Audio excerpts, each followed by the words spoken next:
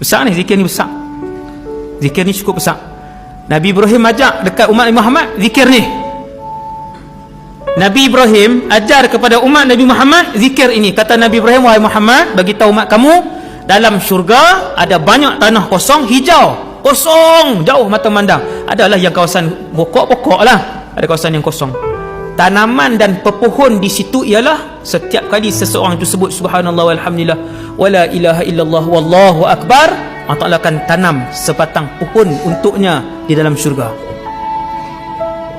Tuan-tuan, kalau satu orang tu rajin sebut subhanallah walhamdulillah sehari, dia sebut 100 kali, pokok dia ada sari 100, 10 tahun ada berapa juta pokok dia dalam syurga.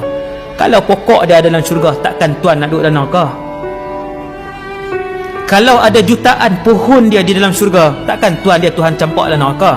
Logiknya dia ahli syurga lah. Sebab zikir ni tuan-tuan, orang munafik takkan berzikir banyak. Orang munafik takkan boleh berzikir banyak. Wala yazkurunallaha illa qalila. Orang munafik dia zikir, tapi dia tak boleh zikir banyak. Dia tak boleh nak buat subhanallah 1000 kali. Dia tak boleh nak buat selawat 1000 kali. Dia tak boleh nak buat la ilaha illallah 1000 kali.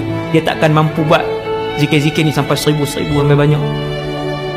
Cara nak kenal diri kita Allah selamat daripada munafik ataupun tidak. Allah sebut dalam Quran, munafik takkan boleh berzikir.